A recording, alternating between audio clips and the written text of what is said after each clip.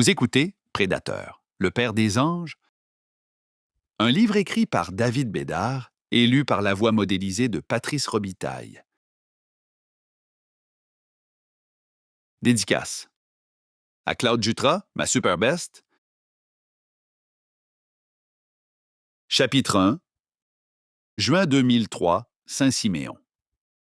Hypnotisé par le mouvement répétitif des essuie-glaces de son pick-up, les paupières alourdies par la fatigue, Jean Généreux utilise toute la concentration qui lui est possible de puiser afin de garder les yeux ouverts. La pluie, qui s'abat avec rage sur le pare-brise de son Silverado, ne lui facilite pas la tâche.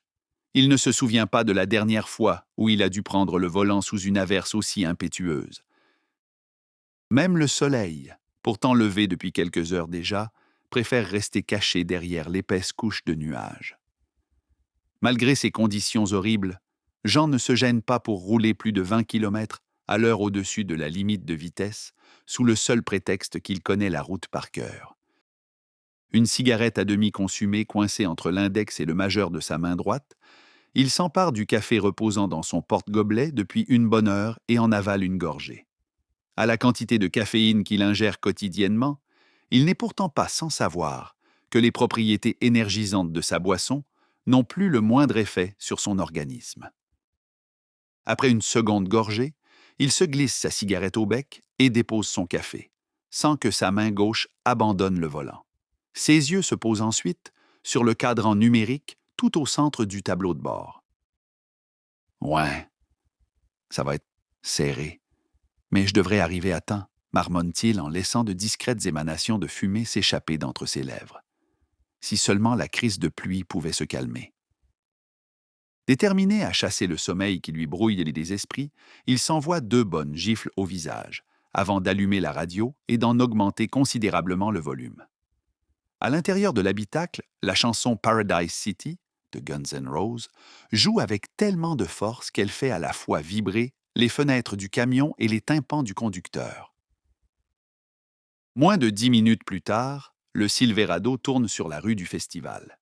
D'ordinaire, Généreux aime bien s'arrêter au coin pour casser la croûte au quévillon, mais cette fois, le temps joue contre lui.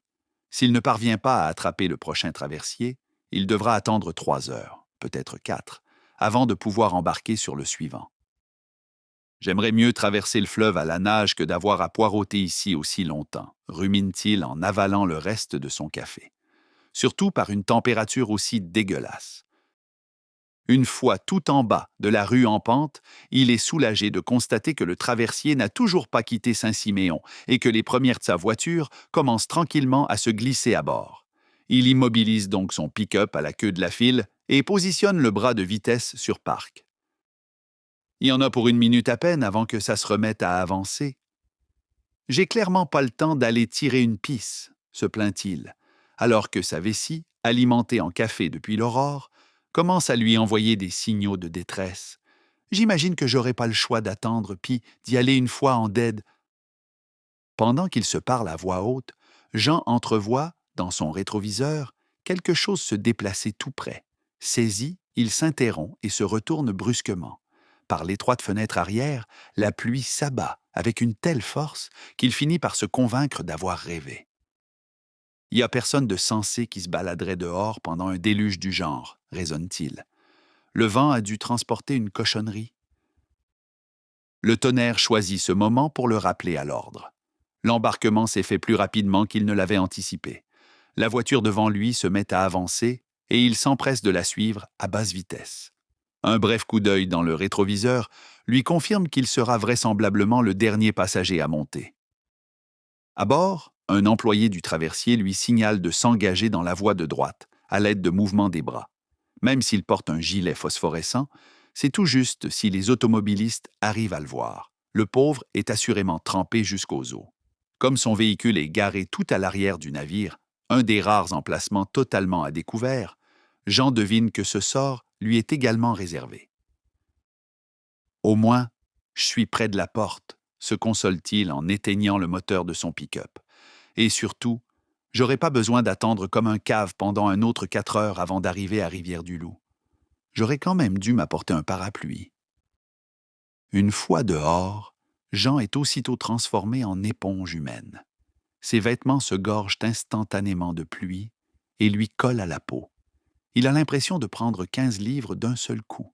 Au-dessus de sa tête, les cieux continuent d'exprimer leur rage, comme si toutes les divinités qu'ils abritent s'y livraient une guerre. Pas étonnant que le traversier soit seulement occupé au tiers, se dit Jean en allant se mettre à l'abri. Au moins, le fleuve n'a pas l'air trop agité. Espérons que ça reste comme ça. D'un pas rapide, il contourne son véhicule et passe la porte qui le mène à l'intérieur. De là, il prend un moment pour secouer ses bras et s'égoutter un tant soit peu, même s'il devine ce combat perdu d'avance. Heureusement qu'il a apporté des vêtements propres et surtout secs, en vue de son séjour à Rimouski. Il songe alors au bon moment qu'il s'apprête à passer en compagnie de sa maîtresse, qui l'hébergera pour le reste de la semaine. À elle seule, ses pensées suffisent à le réchauffer et à lui faire oublier la température exécrable qu'il a à subir pour rejoindre sa douce. Après s'être assuré qu'il avait toujours son portefeuille sur lui, Généreux décide de grimper et d'aller payer son passage. Ça va être fait, se convainc-il. Il n'y a pas grand monde de toute façon. Ça devrait pas être bien long. En effet, c'est à peine s'il aperçoit d'autres passagers sur sa route. Son droit d'accès est tout juste réglé que Jean sent le bas de son ventre se comprimer, alors que ses intestins joignent leur voix à celle de sa vessie pour lui faire comprendre qu'une vidange devient de plus en plus nécessaire. Les fesses serrées, il traverse une partie de l'étage sur lequel il se trouve, longeant une série de fenêtres donnant sur le fleuve. Dehors, la tempête bat toujours son plein. Ralliée à l'obscurité que projette l'épaisse couche de nuages sombres, les roulements du tonnerre confèrent aux allées du traversier des allures de vaisseau fantôme. En chemin, Généreux ne croise pas âme qui vive. Même chose en ce qui concerne la salle de bain, déserte à son arrivée. Un détail qui n'est pas sans le réjouir, lui qui a toujours eu horreur d'être entouré d'étrangers lorsqu'il est forcé d'utiliser les toilettes publiques. La crise de paix, se réjouit-il en se glissant dans la dernière cabine, tout au fond.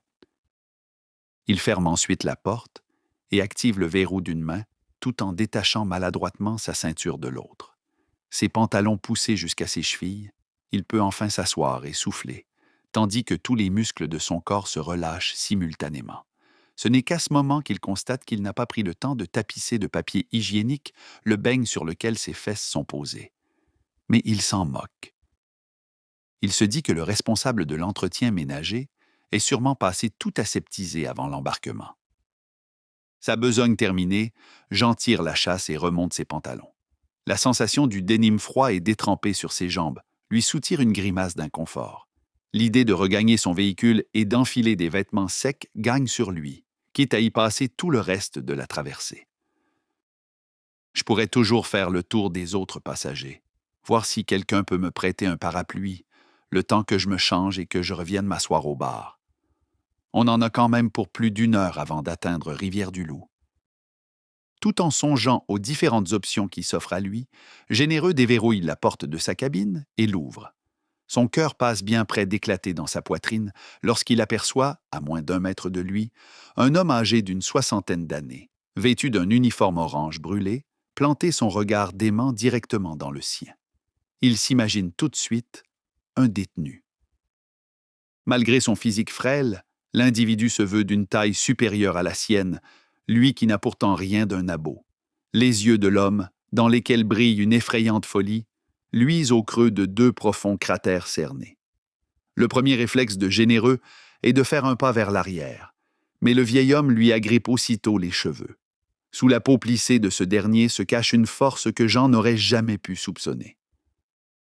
À l'aide de ses mains, il cherche à se dégager, mais n'y parvient pas. Non seulement l'étau d'os et de chair qui le retient ne cède pas, mais il accentue la pression sur son cuir chevelu. Affolé, Généreux frappe le bras de son assaillant une première fois. Ce n'est qu'à son second assaut qu'il distingue dans la main libre de l'étranger un morceau de tôle ondulé et pointu. Avant même qu'il puisse réagir, on le lui enfonce brutalement dans la jugulaire. Révulsé de terreur, ses yeux sont aux premières loges pour voir les lèvres du vieil homme s'étirer de plaisir, révélant du même coup une dentition que l'on aurait pu confondre avec celle d'un grand requin blanc. D'un élan vif, le fragment métallique est poussé jusqu'au fond de sa gorge. Impuissant, Jean n'arrive qu'à râler, alors qu'il sent un liquide chaud s'échapper par la blessure et s'écouler jusqu'à son torse. Consterné, c'est à peine s'il résiste lorsqu'on le pousse à se mettre à genoux. Sa tête est ensuite dirigée de force au-dessus de la toilette, dans laquelle commencent à chuter de nombreuses gouttes vermeilles. Le plancher est étincelant. Ça serait bien dommage de le souiller, croit-il entendre murmurer. Généreux sent alors l'arme artisanale qui lui transperce le cou pivoter lentement, ce qui ne manque pas d'élargir de façon significative la plaie dont elle est responsable et d'intensifier la douleur déjà intolérable qui en résulte. Panique et souffrance se ruent au centre de son crâne, dont le teint rubicond et les veines qui saillent donnent l'impression qu'il est sur le point d'éclater. Dès que le débris de tôle est retiré, la gorge de Jean ne se contente plus de laisser s'échapper du sang par l'entremise de coulisses. Elle en régurgite carrément. Les uns après les autres, les jets écarlates éclaboussent l'intérieur de la cuve. Après quelques coups de coude projetés à l'aveuglette, Généreux faiblit. Son esprit capitule et sombre dans le néant, peu de temps avant qu'il ne rende son dernier souffle. Les doigts toujours enroulés autour de la tignasse de sa victime, le détenu tire délicatement sur le papier hygiénique du distributeur, puis en arrache un morceau d'un mouvement sec. Il le chiffonne ensuite dans le creux de sa main et l'utilise pour essuyer les quelques gouttes de sang qui tachent le plancher. Voilà, impeccable. Maintenant, nous allons procéder à quelques petits échanges. Chapitre 2. Lorsqu'il approche du point de rencontre des routes 138 et 170, l'inspecteur-chef James Rivera discerne de peine et de misère les nombreuses fusées de détresse, pourtant dispersées sur un impressionnant périmètre. De mémoire d'homme, il n'a jamais été témoin d'une averse aussi intense que celle-ci, et rien n'indique que la tempête soit sur le point de se calmer. Après avoir ralenti considérablement, James range son Chevrolet Tahoe noir sur l'accotement. À quelques mètres de lui, il aperçoit la carcasse d'un autobus éventré, dont la plupart des fenêtres sont éclatées. À travers le rideau de pluie, le véhicule a les allures d'une vieille épave échouée. Découragé d'avoir à affronter une température aussi hostile, il laisse échapper un grognement, s'empare de son parapluie et sort de sa voiture. Il est immédiatement accueilli par l'un des nombreux agents fourmillant sur les lieux. Inspecteur-chef Rivera, annonce James avec suffisamment de tonus pour que sa voix s'élève au-dessus de la pluie. C'est vous qui êtes en charge, ici. Jusqu'à temps que la SQ prenne la relève. J'imagine que c'est vous le patron, maintenant. Croyez-moi, j'aurais préféré vous laisser l'enquête et rester chez moi au chaud. Pouvez-vous me confirmer qu'il s'agit bien du convoi 729? 729, c'est en plein ça. Plus tôt ce matin, un automobiliste nous a signalé sa présence. Un citoyen qui demeure tout près en a fait de même peu de temps après. Les agents Arcan et Fleury sont arrivés les premiers. Disons qu'ils se sont rendus compte assez vite qu'il ne s'agissait pas d'un autobus comme les autres. En terminant sa phrase, le flic invite James à le suivre jusqu'au véhicule abandonné. En s'approchant, l'inspecteur-chef remarque que celui-ci est légèrement incurvé, comme si quelque chose de massif l'avait percuté dans le flanc. Sans le garde-fou à sa gauche, il aurait possiblement terminé sa course tout au bas de l'escarpement longeant la route à cet endroit. D'innombrables débris de métal et quelques paires de menottes ouvertes jonchent la route. Les deux hommes font bien attention de ne rien heurter en se déplaçant. On ne sait pas trop combien de prisonniers il y avait là-dedans, mais tout porte à croire qu'ils sont plusieurs à s'être évadés. Au moins 10, estime le policier. Peut-être plus. C'est 18 prisonniers en tout qui devaient être transférés. Sinon, qu'est-ce qui en est des gardiens présents à bord? S'enquiert aussitôt Rivera. Malheureusement, tous ceux qu'on a retrouvés sont morts. On leur a fait sauter la cervelle. Même chose en ce qui concerne le chauffeur. L'inspecteur-chef ne peut s'empêcher de se mordiller la langue. La situation est pire que ce qu'il avait anticipé. Et pour les détenus, avez-vous réussi à en capturer? Avez-vous des pistes? La question semble embêter le policier qui plisse légèrement les lèvres avant de répondre. En fait, Il y en a 2 qui n'ont pas réussi à s'évader. Vraiment?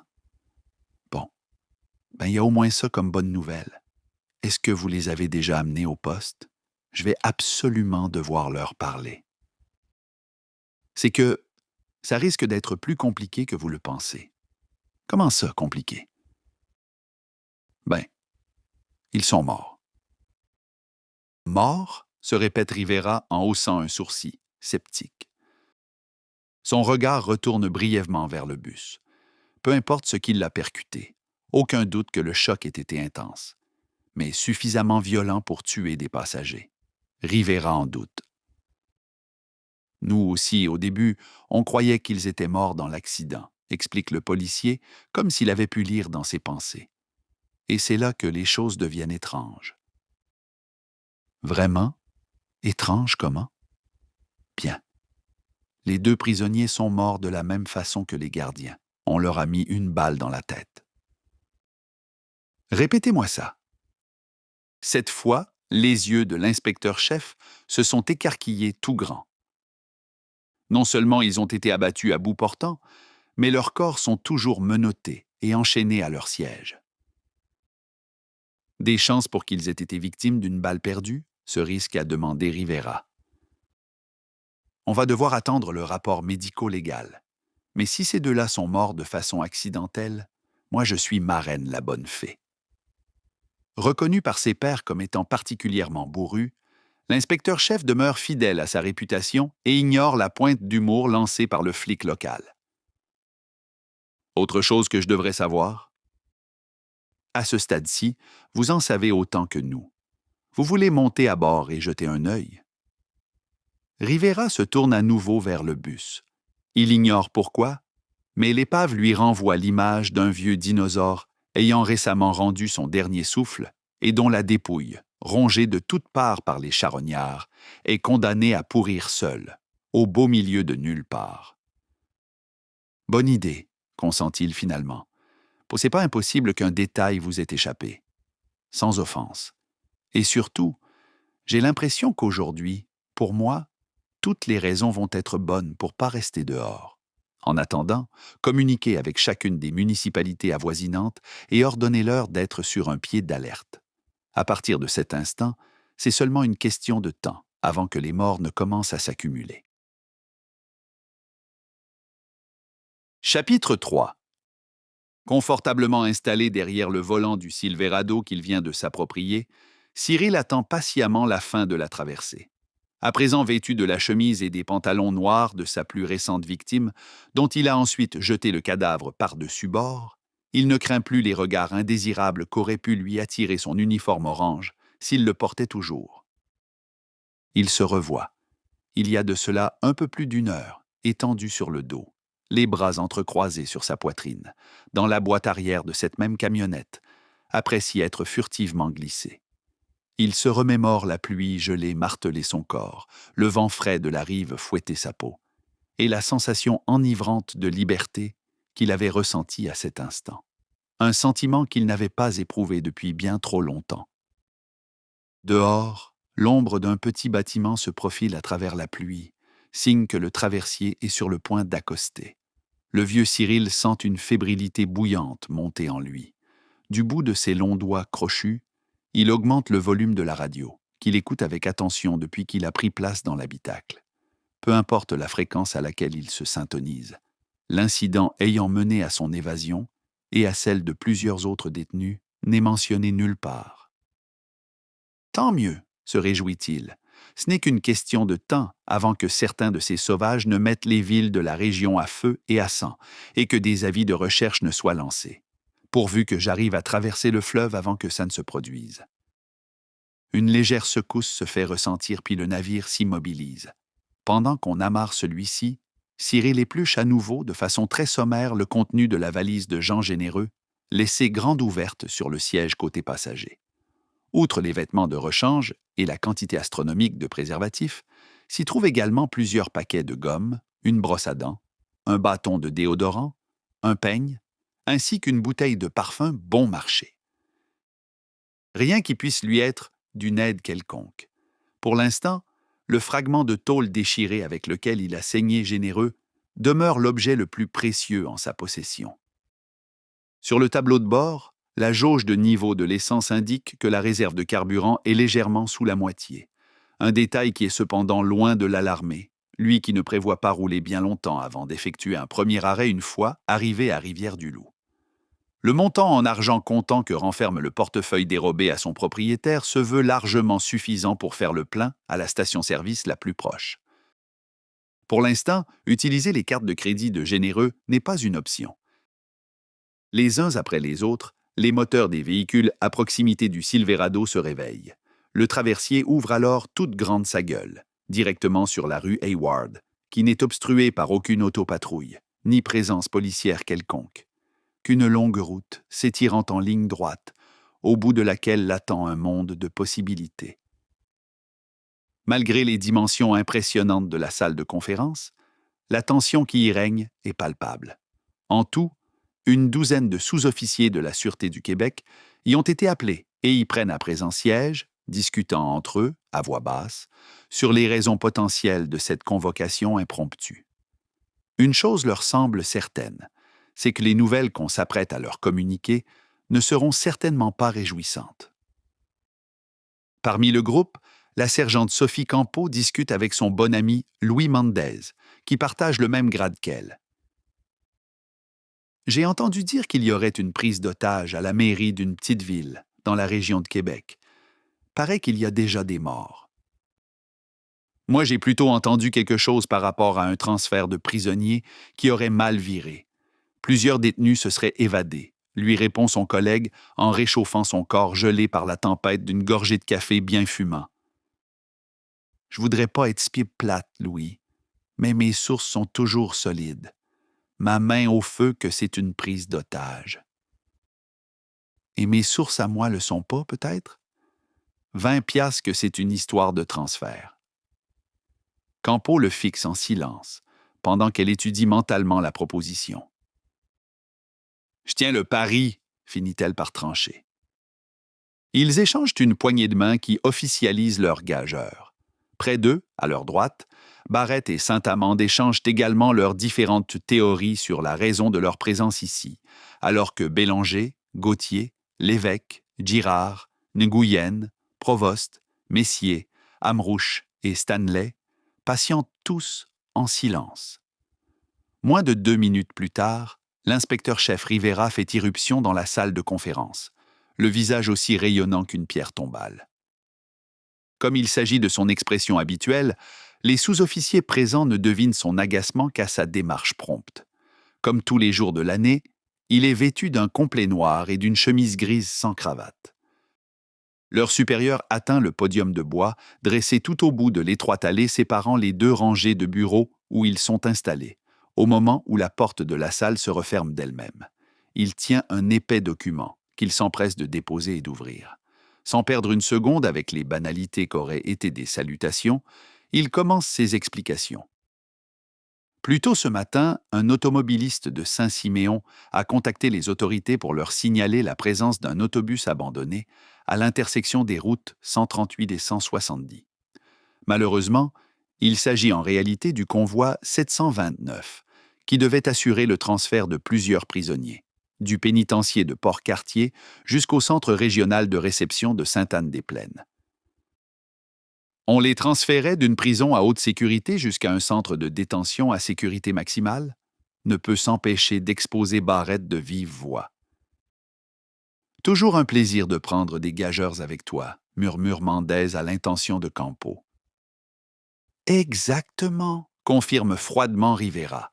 18 des plus dangereux psychopathes de tout le pays. Pour ces détraqués, la haute sécurité ne suffisait plus. Port-Cartier leur apparaissait davantage comme un CPE qu'un pénitencier. À cette mention seulement, plusieurs noms s'affichent dans l'esprit des sous-officiers présents et leur font immédiatement craindre le pire. Lorsque la police locale est arrivée sur les lieux, l'autobus se trouvait en bordure de la route. La porte avait été arrachée. Les gardiens et le chauffeur avaient été abattus d'une balle dans le crâne.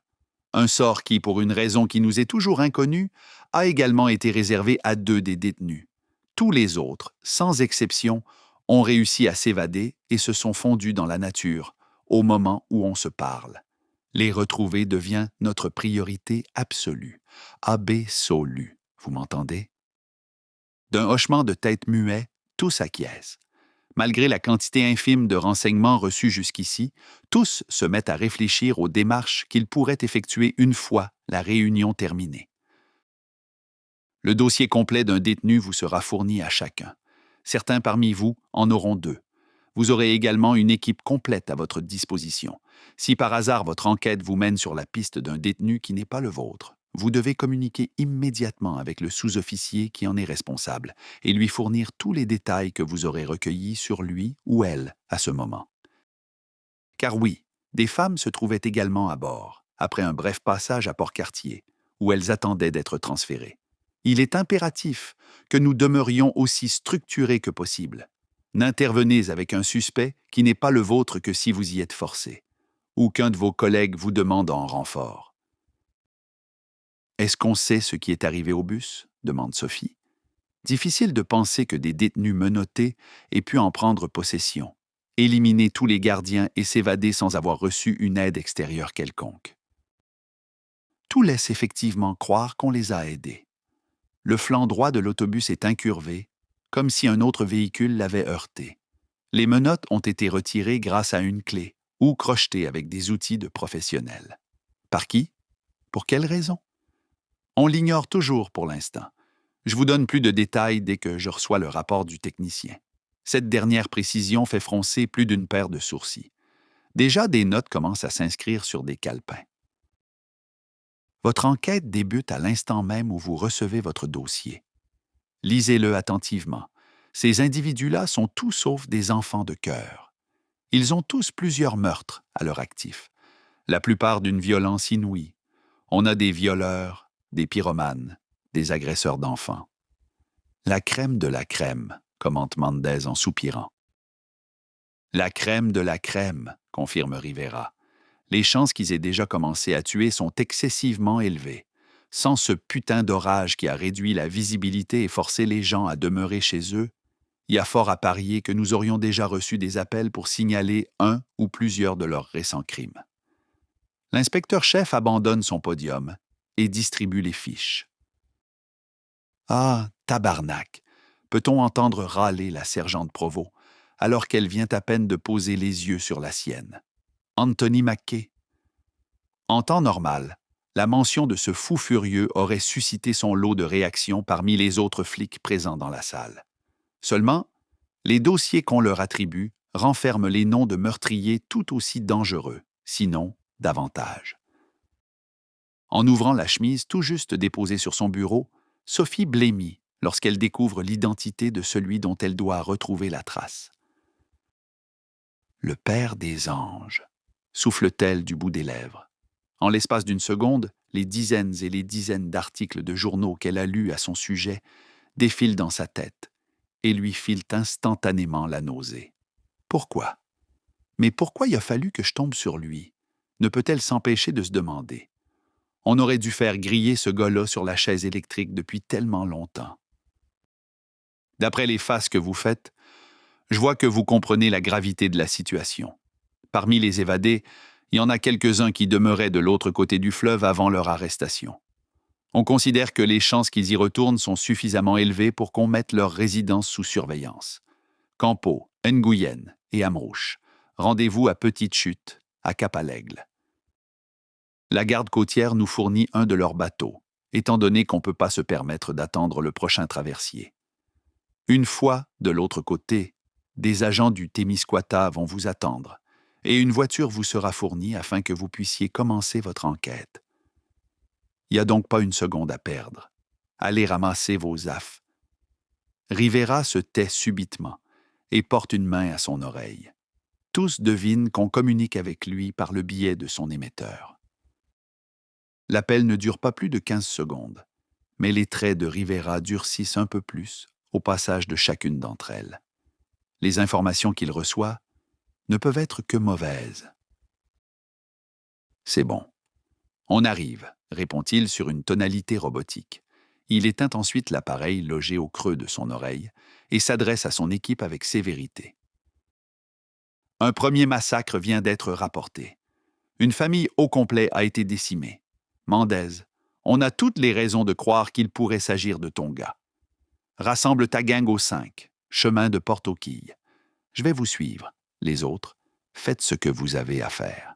Et oubliez surtout pas, vous devez mettre ces malades-là hors d'état de nuire coûte que coûte. J'espère que je me suis bien fait comprendre. Coûte que coûte.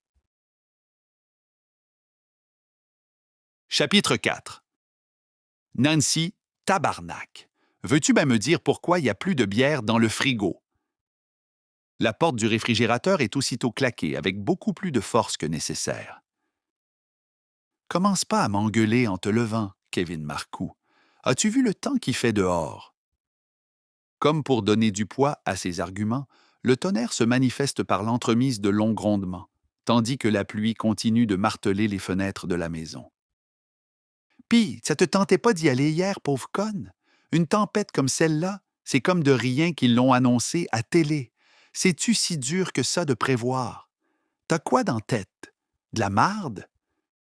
Frustré, Kevin frappe sur le dossier d'une des chaises de la cuisine, qui s'écrase bruyamment par terre. Je t'ai acheté une caisse hier soir parce que je savais qu'il allait avoir un orage aujourd'hui, mais tu l'as toute bu, elle aussi, crise d'ivrogne. C'est juste ça que tu fais, boire. Toi, parle-moi pas de même dans ma maison, sinon je t'en crisse une, réplique Kevin. Nous espérons que vous avez apprécié cet aperçu. Pour continuer à écouter ce livre audio sur Google Play Livres, utilisez le lien dans la description de la vidéo.